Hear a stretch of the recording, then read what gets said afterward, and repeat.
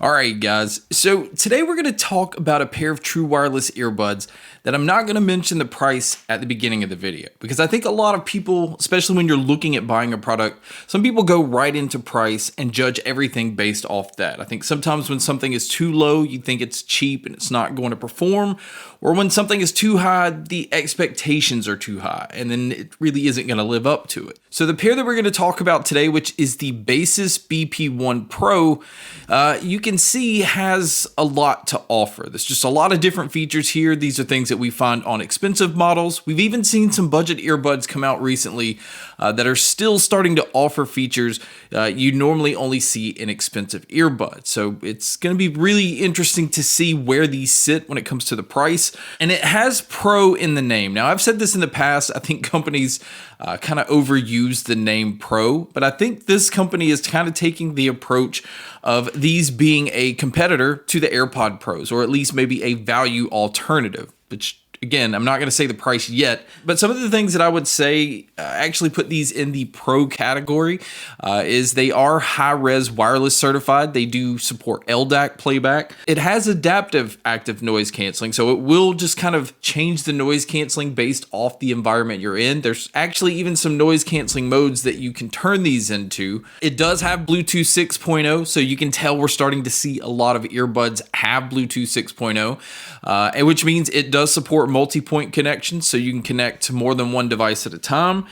And it comes in with an IP55 rating. So not only is it protected against some light water like splashes and rain and sweat and things like that, but it also has some dust protection as well, which is really nice if you're somebody that uses your earbuds, at the beach, or if you use them on a job site where there may be some dust flying around.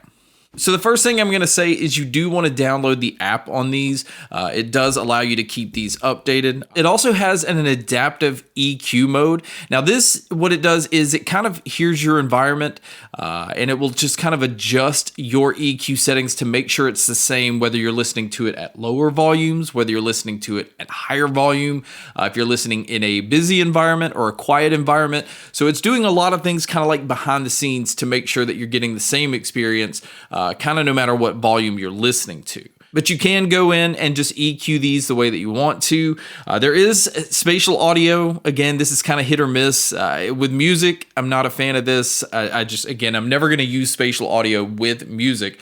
But the spatial audio with movies is really good. And in fact, there's two different modes in the spatial audio. They have one that's specific for music, and then they have one that's specific for movies. So again, really good for movies and TV shows, really bad for music. And then also within the app, you have the low latency mode. So if you are going to watch movies or if you're going to game, you can cut down any kind of lag by switching it into this mode.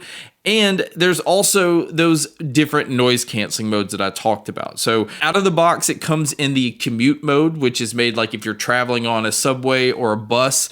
So it's trying to block out sounds just based off that. There is the adapt mode, which if you have it in the adapt mode, you can't have the earbuds in LDAC mode. It'll come up with a little pop-up warning.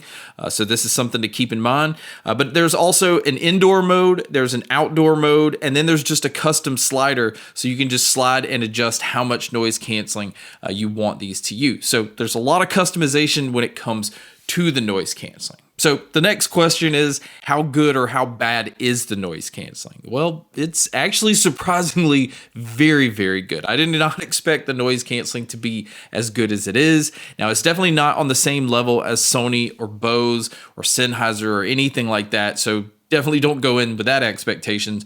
But where it surprised me was how well it blocked out people talking. Because this is something a lot of earbuds usually don't do a good job at. Like a lot of noise canceling is usually focused on engine noises, or, like if you're on a plane traveling, you need to block that out. Or if you're in a room where there's an AC unit, anything that kind of has that lower rumble, most noise canceling earbuds can block a decent amount of that out, but they just normally don't do a good job when it comes to people talking, or if you have a TV going on. And these actually stacked up pretty well against a lot of other earbuds that I've tested. And another thing that surprised me on these was the awareness mode or transparency mode. I felt like it did a really good job of pumping in the sounds around me, where it sounded fairly natural. And I never had any issue with like carrying on a conversation where I felt like I needed to take these out. Now, this pair does not have any kind of smart sensors. So if you're used to earbuds pausing when you take them out, or just resuming when you put them back in, do not expect that. So that's one feature these don't have. And another feature that I felt like these lacked was Qi wireless charging on the case. So it is a case that you are going to have to plug in to charge these. So in the box, it does come with a USB-C cable. And speaking of the charging, the battery life on these were very impressive, especially if you use these just with the noise canceling off. You can get about 12 hours on the earbuds. And with the charging case, you can get about 55 hours total. Now with the noise canceling on, it definitely takes a dip in the battery life here. That moves it down to about 7 hours on the earbuds and about 36 hours using the case. And another thing to keep in mind is if you have the LDAC on top of noise canceling, your battery life is going to start to take an even bigger dip. But if you do happen to pick the earbuds up and they are dead, this pair does have a fast charging feature where a 10-minute charge is going to get you about 2.5 hours of use. So that's actually pretty impressive. And I've said this before, that really does come in handy for somebody that doesn't always make sure that their earbuds are charged. So as far as the design and the look of these, there's nothing really special here to make them stand out. The case just looks like a generic true wireless earbud case. It does have a large lid though, which that's not anything that's going to take away or add to the design of these. It is kind of a fingerprint magnet on the case because of the material. When you open it up, you can see that the earbuds, in my opinion, are essentially like an AirPod Pro clone in black. There's short stems on these, so it's not like the longer stem. There's some gloss mixed with some matte as far as on the earbuds themselves. Now they do use touch controls, and out of the box, they didn't let me control everything. But luckily, going back to the app, you can go in and switch around some controls. And I'm happy to say after that, I was able to get it to do everything I needed it to do, which is play, pause, skip my track forward, go backwards, and then also control my volume. Now, if you are going to use these earbuds for taking phone calls, like I said earlier, they are using 6 microphones total. They do have some environmental noise canceling, so it blocks out some of the sounds around you while you're on a call. But you guys can be a judge by listening to a test here. So I'm doing a quick mic test outdoors with the BP1 Pro. I can hear a little bit of noise, a little bit of traffic noise off to the side. It's not necessarily a windy day, but I can also hear some birds. So this is really just to give you an idea of what it would sound like if you were to take a call in public. So now let's talk about the sound. Now the sound of these, the best way to explain it, and this is after EQing them and playing around with them, this is a very dynamic sounding earbud. Like it is very bold when it comes to the low end. It's very bright when it comes to the treble. Vocalists, whether it be male or female vocalists, are all up front. So the mids are even pushed slightly forward. And it's just a fun earbud to listen to. Now, is this one of those that you can just pick apart every little thing and have it sound flat or neutral? Absolutely not. Do not go into this expecting that.